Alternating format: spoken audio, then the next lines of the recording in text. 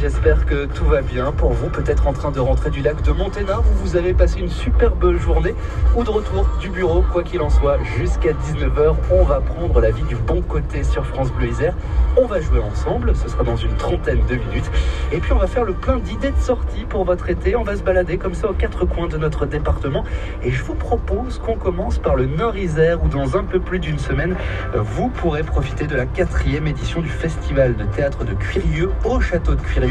C'est à Saint-Jean-de-Soudain, 2 soirs, les 6 et 7 août prochains. Si vous aimez Paul Claudel, c'est à ne pas manquer. En tout cas, le co-directeur du festival, lui, adore Paul Claudel. C'est Émile Azy qui est avec nous jusqu'à 17h30. Bonjour Émile. Bonjour. Merci d'être avec nous en direct dans les studios de France Bleu Isère. On est à 8 jours de la première. Est-ce que tout est prêt ? Tout n'est pas prêt. On se prépare et on sera prêt, en tout cas. On va donc parler avec vous, Émile, de cette 4e édition. C'est vendredi et samedi prochain dans une semaine. Avec France Bleu Isère cet été, tout est essentiel. Et surtout la musique qui rythme votre été. Martin Garrix est le chanteur de Bono de U2. Manquez pas la 4e édition du Festival de théâtre de Cuirieux, vendredi 6 et samedi 7 août au château de Cuirieux à Saint-Jean-de-Soudain. On en parle ce soir jusqu'à 17h30 avec Émile Azy, co-directeur du festival. Alors c'est la 4e édition. Une nouvelle fois, vous avez décidé, Émile, de mettre en avant Paul Claudel. Ça fait 4 ans de suite. L'année dernière, si je me souviens bien, vous aviez hésité. Est-ce que cette année, c'était une continuité ? Alors c'était une apothéose, une continuité qui était évidente. D'autant plus que le chiffre 4, symboliquement, représente beaucoup de choses. Et Tête d'Or est la première grande pièce de l'auteur. Donc pour moi, c'est une boucle en fait à laquelle on arrive. Et c'était important de présenter, en particulier après toute cette période de Covid, cette pièce en l'occurrence. Et apothéose et hasard du calendrier, ça tombe, la première représentation du vendredi, le jour d'anniversaire de Paul Claudel. Absolument, et je remercie Violaine Claudel qui n'a pas manqué de me le rappeler, donc le hasard fait bien les choses.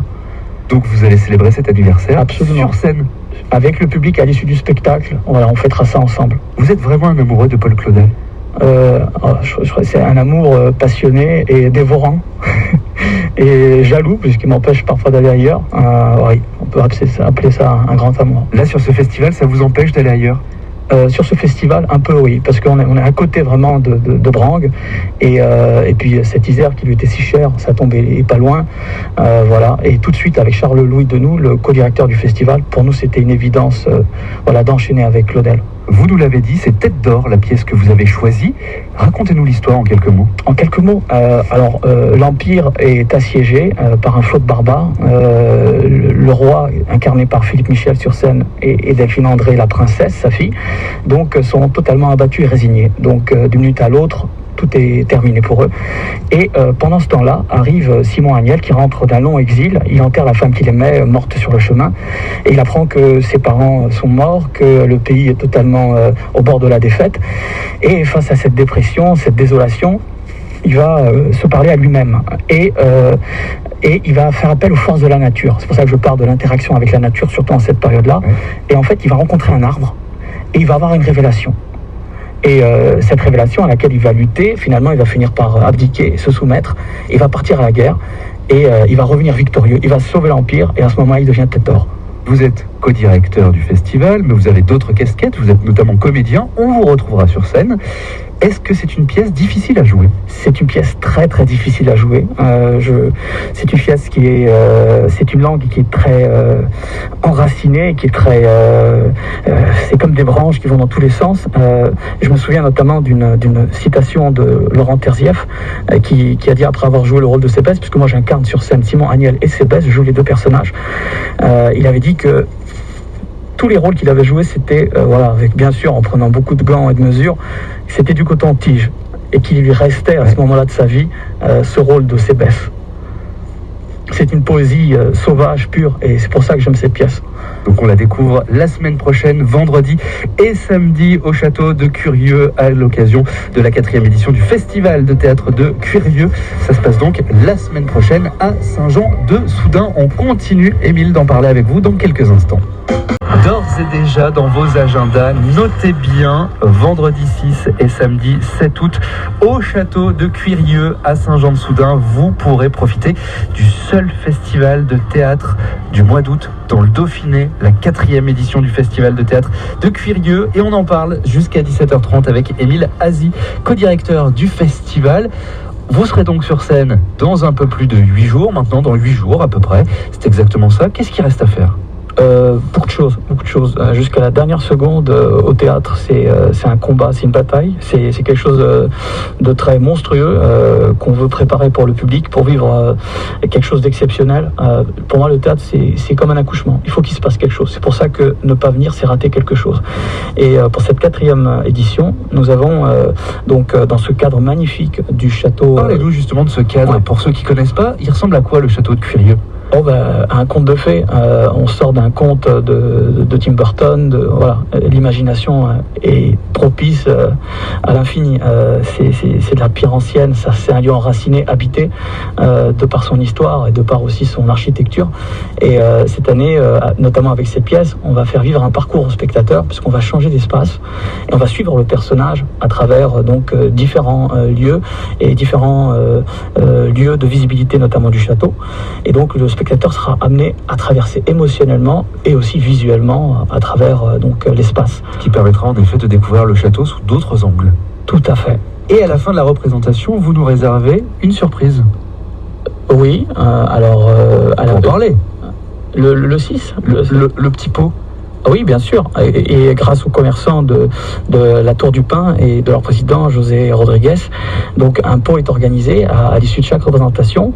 Et cette année, nous allons aussi rendre hommage à Philippe Fauriel d'Estezet, donc un grand ami du festival et de la compagnie À ciel ouvert les Justes Causes, qui nous a quittés très peu. Voilà, on salue ses proches notamment. Voilà, tout à fait. Donc le public, il y a un moment de communion, parce que je pense que c'est tout à fait normal de se retrouver après notamment cette longue séparation et fêter ça ensemble, quoi. Et je suis obligé d'en parler, les mesures sanitaires, pour vous comédiens, c'est compliqué, vous devez respecter un protocole strict pendant les répétitions et puis sur scène également pour ces 2 soirs. Mais pour le public, comment ça va se passer ? Pour le public, ça va se passer au mieux. Le public est roi et on est là pour vraiment mettre le public dans les meilleures conditions. C'est pour ça qu'en fonction de l'évolution de la situation, qui peut à n'importe quel moment changer, quoi qu'il arrive, nous avons décidé de ne pas annuler le festival et de faire en sorte que le festival n'en subisse pas les conséquences. Ça sera quelque chose d'exceptionnel et c'est pour ça qu'on est prêt. Donc on a rajouté la possibilité de jouer le jeudi 5.